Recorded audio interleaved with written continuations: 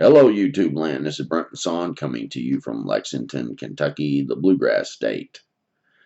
If anyone has a story that they would like to share on this channel, you can contact me at brentonsawin@gmail.com.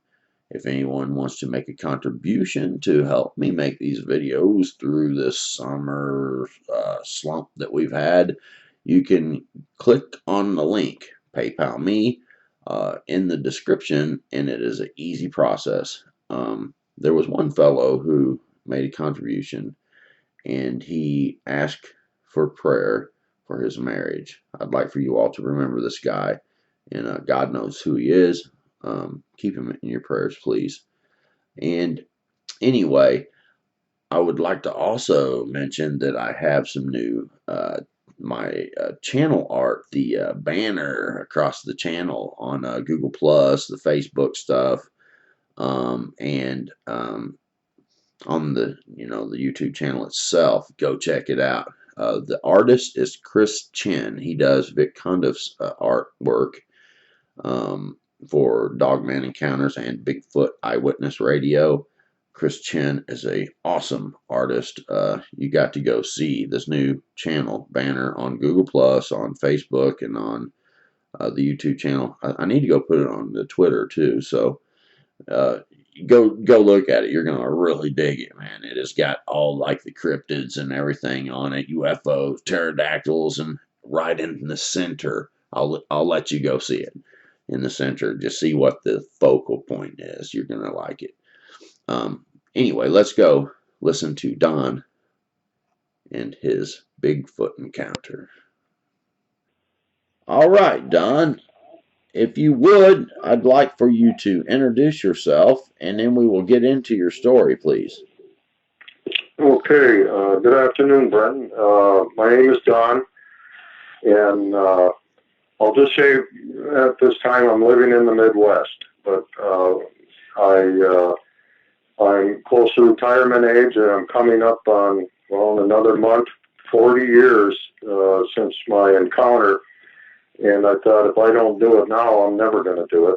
And the only reason I haven't done it up till now really is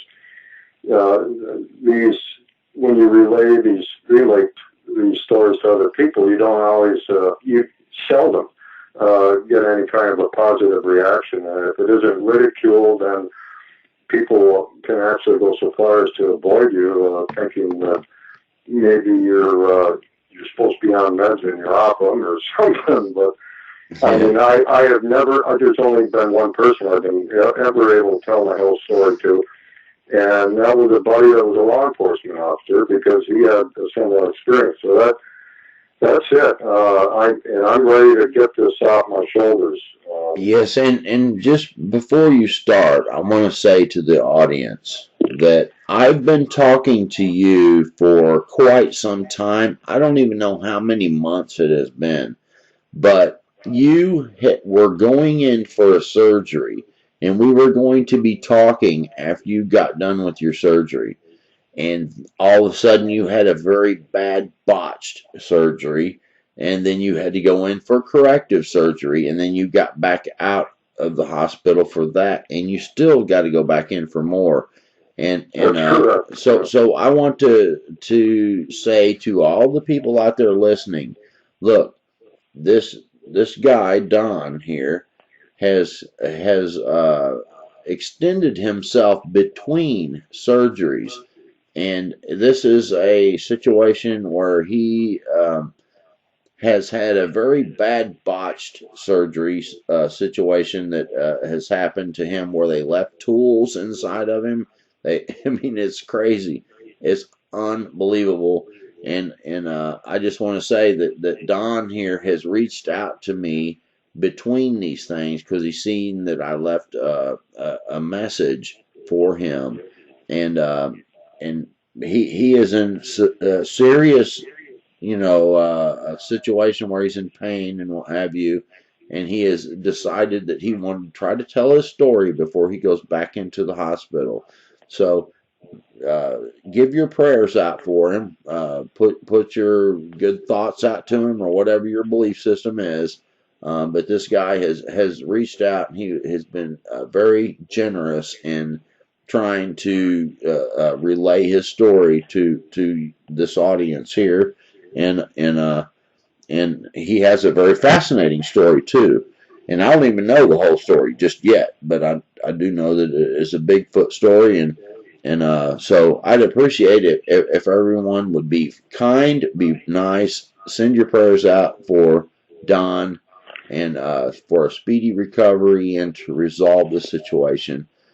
So Don, I hope you don't mind me saying all that, but if you would kind of tell us where you had your encounter, kind of give us a idea of the area, the type of flora and fauna and what have you that.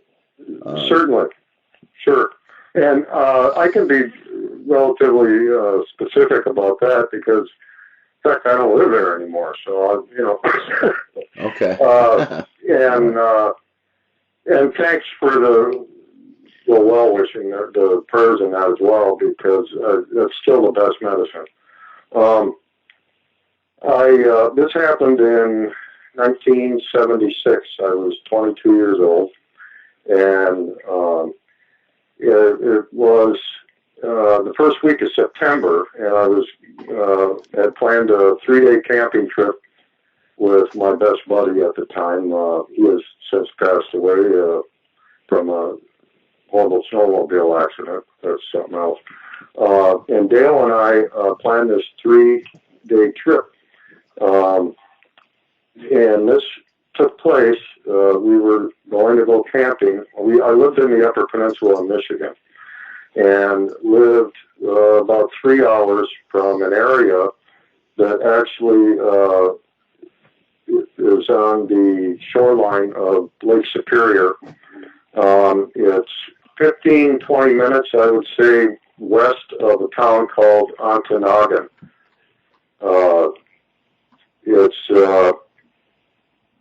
And this is the Porcupine Mountains State Park. If I remember right, it's like 60,000 acres. It's about 95% wooded. Much of that is still virgin timber. It survived the logging industry there was a huge logging industry up there in northern Michigan, and that was all put aside either just before or just after World War II. There are some pine trees in that up there that two men, I mean, there's some that 3 men can't get their arms around and neat fingers around the trunks of these trees. So it's a virgin forest, and I never knew at the time what Sasquatch or Bigfoot or whatever you want to call them was, but looking back on what the terrain, it's up and down. There's several rivers and streams. Lake Superior is on the north side of this huge area. And it's about as close you're going to get to wilderness anymore in Michigan than anything. And we planned a weekend up there, and I know it was the first week of September because for a good part of that 3 hours, we were back and forth making plans. It would have been our 4th or 5th year going, where small game season always opened in the middle of September. We were talking about the following week when we were going to get together and go rough grouse hunting, partridge hunting, and making plans for that. Well, we got up there, and this would have been the second morning we were there. Now we didn't take advantage of any of the, what you would call public or known campsites. And we probably broke a few rules there. At the time, and even still to this day, there was a large black bear population there. And at the time, there was a rarity to see a timber wolf or a moose, but they were there. And I believe under Michigan hunting laws, even at that time, 40 years ago, you weren't allowed to carry a firearm without a current hunting license in a current hunting season, if I remember, in the regular hunting season. But I had a 9-shot Harrington Richardson 22 revolver, and my buddy brought 3 or 4 quarter sticks of dynamite, and that was strictly as a deterrent. We weren't going to be blowing up the woods or trying to shoot a black bear or timber wolf with a 22. We were just that was our protection. I don't even think we heard of bear spray back then. But, and we had a little two-man tent. That was my tent. And it was the old heavy green canvas tents that were treated with some kind of wax water repellent stuff. And of course, our two sleeping bags. He brought one fishing pole. We were going to try the streams there, maybe have some fresh brook trout. And anyway, the second morning, everything was fine there the first night. And, you know, a lot of wildlife. And we didn't even try fishing that first day. We just sort of hung out, and we went to an area that was not a designated camping area. And it was probably a 2.5, 3 hour hike in from our vehicle. And it was a matter of a couple of backpacks. He had my brother's backpack. They were the old aluminum frame tan canvas type backpacks with all the pockets and that on. We carried everything that way into the woods. And we set up that little two-man tent. We found enough little chunks and boulders of granite around. There's a lot of granite rock, that dark gray stone you find in some areas. And we made a good, like a 3-4 foot campfire ring. Got all the debris away. I mean, my dad, I spent my whole time I was growing up with my dad. I think we spent as much time in the woods as we did at home. And I knew how to take care of a fire and basically really how to survive if I had to out in the woods. A lot of hunting and fishing and camping in my past. And we basically just set up camp and took it easy and rounded up some firewood. So the first night, uneventful. You know, I remember hearing whippoorwills. I remember hearing some noises of wildlife. I remember hearing coyotes the first night, but nothing out of the ordinary. Well, early the second morning, let's see, the following day, we did go fishing. He got a couple of nice trout we had that day. But anyway, it was the second morning, and it was still dark out. And it was chilly. Now, September, here in the Midwest, you get below the Great Lakes. The first week of September, it's still summer. It still feels like summer pretty much. Now, up there, you're not far from Lake Superior. The evenings and your overnight can get down in the 30s or 40s. You even have leaves starting to go change up there in early September, especially near Lake Superior. And so anyway, I got up early. I went out and started a fire and crawled back in. Dale was sort of, getting roused up. I knew he wasn't completely asleep. He started talking, but it was still dark. And we weren't going to attempt to, make any oatmeal or anything that early. I didn't even start the little camping coffee pot yet. We just had something for boiled coffee. But we did hear, not long after we were both awake, like some snorting, or almost and this, we were mainly surrounded by white pine. I remember a few hemlocks and very few hardwood trees. And there was probably 2-3 inches of pine needles. It was literally a pine forest. We were up on higher ground. The stream wasn't far away, but we were up on higher ground. Well, I remember that huffing in the morning, and we both heard it, and we talked about it, and we pretty much thought, okay, it's either a moose or a black bear, or possibly a white-tailed buck. It wasn't really a snort, it was more like a huff, but it just wasn't, anything to worry about. And so it just started to get light. Oh, I meant to say, the first morning, early that first morning, when you're camping on black bear country, you don't keep your foodstuffs of any kind wherever you're sleeping, whether it's on the ground or in the tent or in a camper or whatever. You suspend it. You get that stuff up as high off the ground as you can because of the black bears. And because they'll come in and they'll tear your tent up. They smell something. They'll tear it up with you in it or not.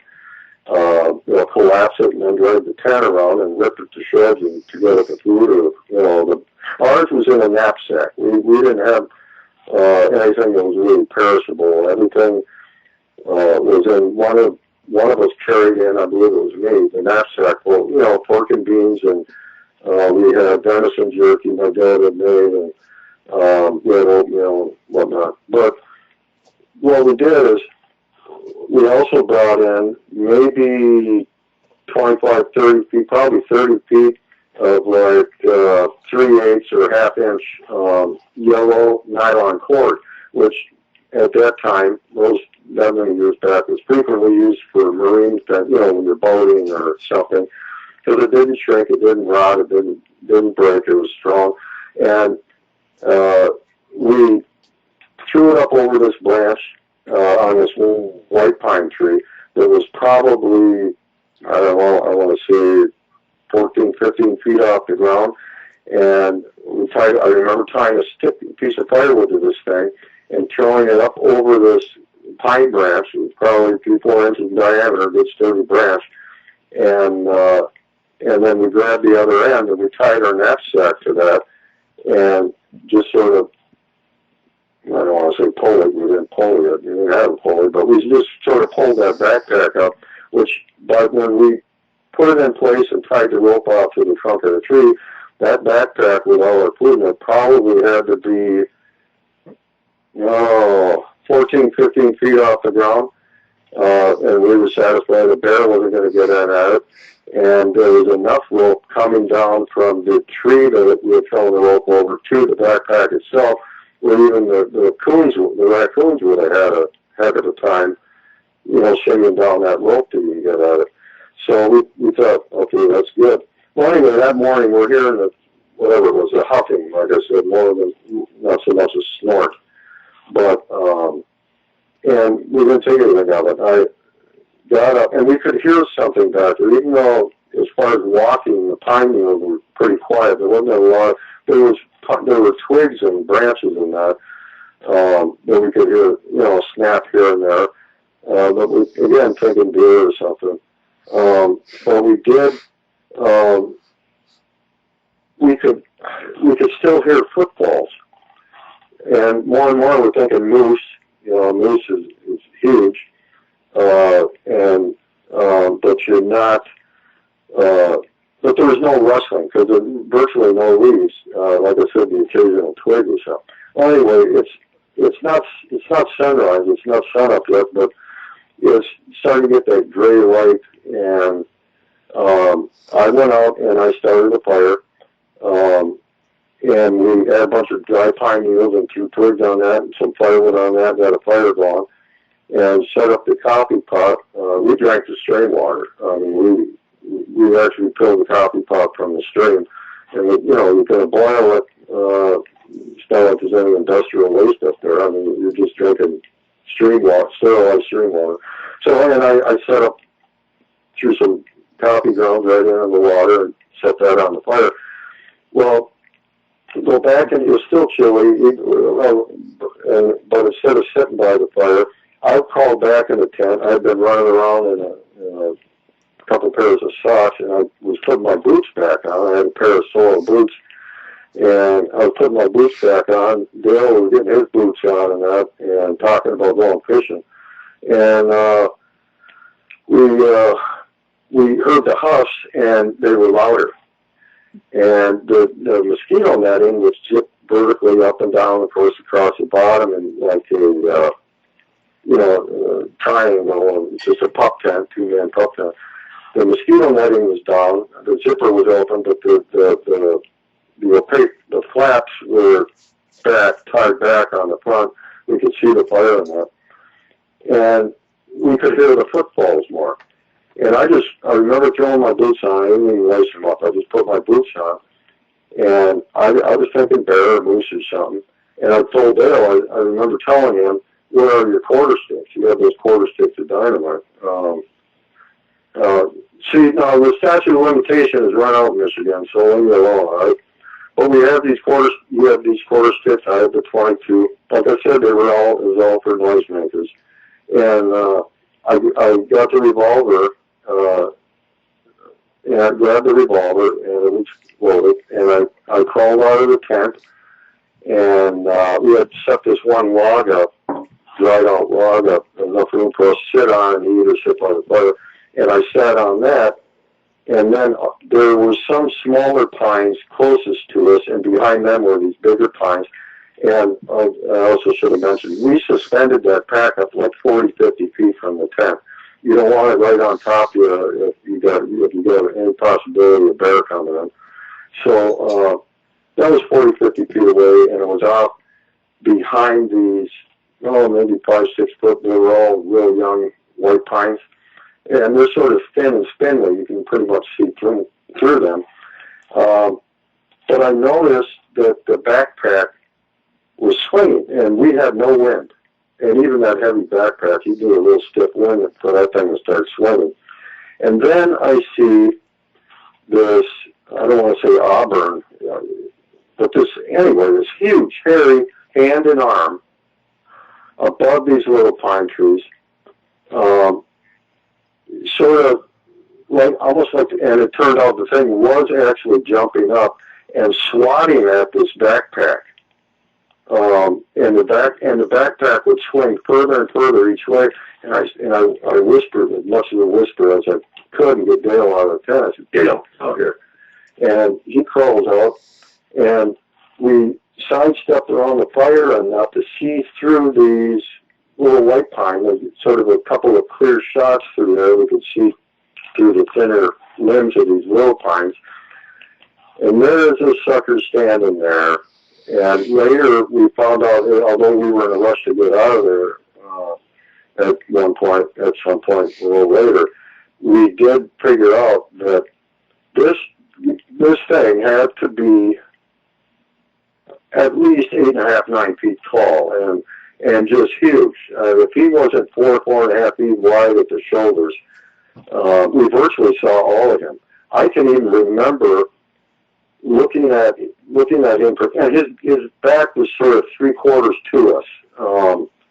And what he was doing is he was, like when basketball players and they crouch down and the guy tosses the ball and blows a whistle and they both leap, but they're sort of crouched. He was down and not a low crouch, but just his knees were already bent. He was standing with probably was straight for him, but he would get down even lower and then spring up. And I remember thinking afterwards he was probably right-handed, just like a person, because it was his right hand every time. And he would leap up and take a swat at that. Like I said, that would be 14, 15 feet in the air. Take a swat at that backpack, and he would connect with it. And it was swinging farther and farther back and forth. It was a real dark chestnut brown.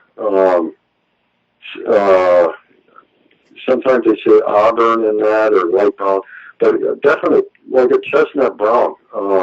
Shiny fur, probably over most of his back and bottom and legs, well, a little longer on the legs, but a dark chestnut brown, but definitely brown, and the sun was starting to come through the pines, and there was enough of it dappled sunlight hitting him where you could see the shine, and you could see the fur up around the hair and what appeared to be no neck, but is obviously their neck. The hair was longer, and like I've heard you say more than once, Brent, it almost looked like it was groomed or brushed or combed or something. I almost like it was freshly shampooed because it was bouncy, I think my ex-wife at the time would have liked her hair to look so good.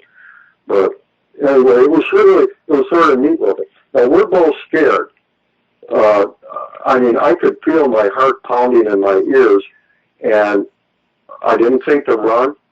I had left the revolver sitting on that log where I had started out near the fire ring, and we were scared. And I sort of frozen there, but had the opportunity but fascinated at the same time, just fascinated by this thing. And I looked at Dale a couple times, and he was just all eyes and open mouth. and breathing. I remember his chest. He was breathing. I probably was panting, like, hyperventilating myself. I don't remember, but I do remember that dull pounding of my heart, of my pulse in my ears, and feeling the pounding in my head. Our hearts must have been going a mile a minute. And what he did, once that thing, that sack, and that had canvas in that, it was fairly heavy, so he was getting a good swing on it. He took one step towards the trunk of the pine tree, and at the base of the pine tree, it had huge roots, which actually sort of inclined up towards the trunk. And I remember, by then he had his left side to us. Not so much his back, but his left side, but he was still sort of 3/4 of the way facing away from us, from the waist up. And I remember seeing his feet under those pine boughs on the little trees. And his left foot, the foot closest to us, was sort of curled, sort of bent over the top of that big pine root that was sticking out of the ground.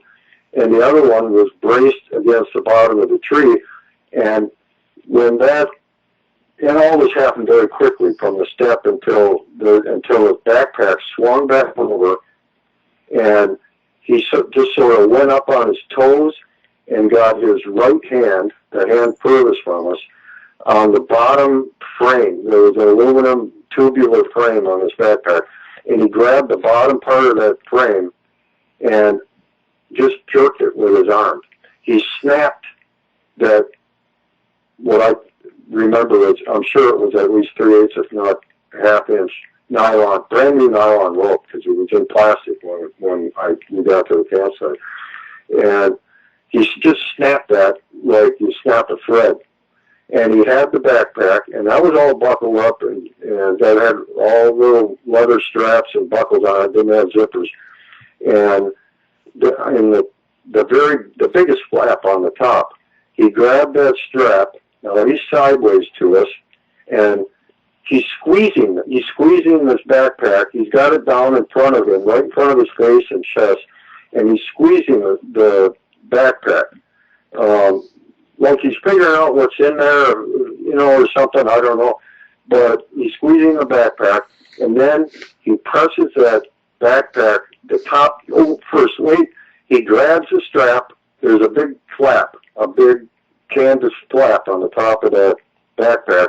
He grabs that strap and just rips that flap open. He knew that was how to get into the main part of this backpack. And it was sort of funny because he shoves his face into the top. The flap is back. He's got it sort of tilted away from him. And the flap is back against the aluminum frame, what's up above behind your head when you have it on. And he shoves his face in the top of that bag, and the flap comes down back. It was sort of funny. I mean, we laughed about it later, but at the time we're still hyperventilating, and our hearts are pounding, and we're frozen in place. I'm sure Dale was as well, because he was still right there. But it was sort of comical the way the flap came back down, and then he pulled his head out, and he's sniffing at it. And almost like you see, in fact, I remember this from the Planet of the Apes, when they would smell something, the chimps on the Planet of the Apes, not the gorilla military crazy dudes, but the chimp ones. And they would sort of wrinkle their nose up, and their mouth would go up a little, but they'd sort of wrinkle their nose, and their nose would flare. Well, he was sniffing the heck out of whatever was in that bag.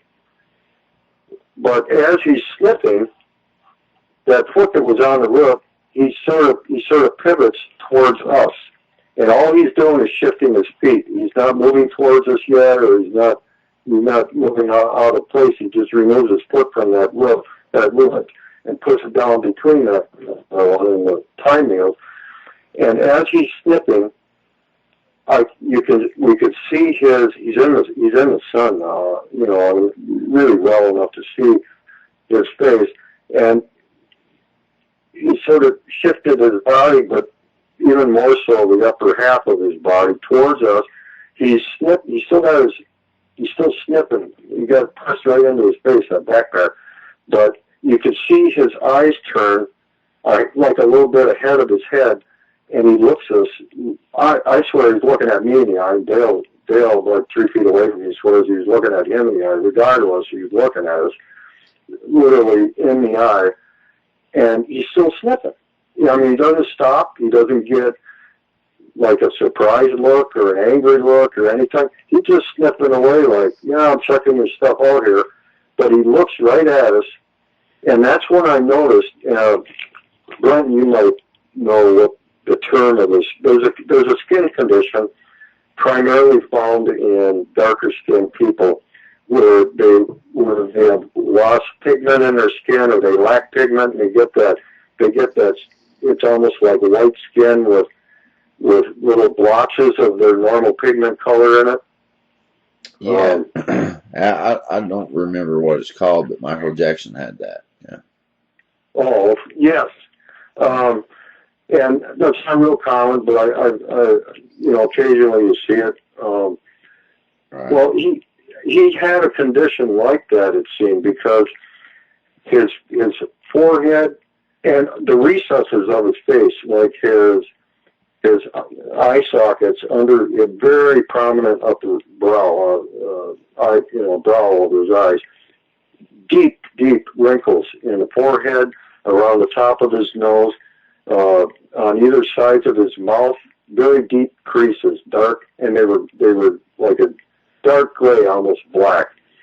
But on what would be, let's say, the higher points of the face, like the upper cheeks and the immediate edge of the brow line over the eyes, the nose, the upper cheeks, and the top and the sides of the nose was like, that's where the pigment was lacking. And then it would, almost like you had had a bad sunburn in it, and like your skin peeled off or something. Yeah. It was just strange looking. But that's the condition it looked like he had. And it was a sort of tan where the pigment was missing, but it was also very pink looking. It didn't have that gray, tint to it at all. And then you could see where the rest was completely black. The eyes were, if they weren't black, they were so dark brown and big. As his eyes moved, you could see telltale whites of the eyes. But once he was facing us direct on, it just looked like two black, shiny organs. You didn't see the whites anymore. I didn't know if he was really sort of frowning at us or if that was his normal face, just because of the deep furrows in the forehead and the brow ridge and the deep like wrinkles on the corners of the eyes, and then the deep furrows one down each side of his mouth. Very very large mouth. I mean, I think this guy could have bit a cantaloupe in half. It was just very, very wide. No lips. I mean, no, just flat, almost lipless. It was just, there was no fullness to the lips. They were just straight, but a very wide mouth and a long head. And then above the brow line, he had a very high forehead. And I know, there's different types. Some are the round heads, some have the more cone-shaped heads. This guy had a cone-shaped head, but it was very subtle. But when we saw the side view, it was more obvious, and it obviously sloped back, and it did taper to a rounded sort of cone shape on the back of his skull. His head was sort of forward on the shoulders, Yeah, it's true. People say it looks like they have no neck. Whatever the musculature is around their neck, it just goes like a 45-degree angle from outside of the shoulders right up to the back of the skull, you know. But so he's sniffing this thing and looking at it, and then he sort of lowers it, and he looks at it just for a few seconds more. And now, when he yanked that backpack down, that rope either broke at the knot or just broke completely. But there was no remnant of the rope left on the branch up there. It just snapped somewhere up around the branch, either at the knot or the branch itself. So, and this was sort of comical too, but not at the minute, not at the moment it wasn't. He puts that backpack underneath his right arm, and he comes out through those little pine trees. We can see him, and with his left arm, these pine trees are probably like 2 feet apart or so on the average. And as he's going, he's pushing these little pine trees out of his way from his right to the left. He's just sort of brushing them aside, and he comes out. Now he's probably at, if he was 40, 50 feet away, he's probably only 8, 10 feet closer. But he's also angling off away from us towards the would have gone to the stream, which was probably 50, 60 yards away. And there's sort of, after you get up around and get back into the bigger pines, and then it gets into hemlock, and I think there was cedar or tamaracks or something down there closer to the water. But as he sort of angles away from us from right to left when he comes out of those little pines, he never looks back at us. And the last thing we see, I mean, he goes across this little clearing, and that's when I really notice his feet. You know, even human feet, when you're barefoot, you can see the bones, the ridges, and the top of the toes. You could see that very clearly. They were, but they were, of course, massive like everything else on him. And and it looked funny the way his feet hit the ground. It didn't look like a human walking, and the gait, of course, was different and everything. But the sheer size, this thing, like I said, if he was 8.5, 9 feet, he had to be 700, 800 pounds. And he had to be like older or middle aged, for whatever age that is for a Sasquatch. But he never looked back.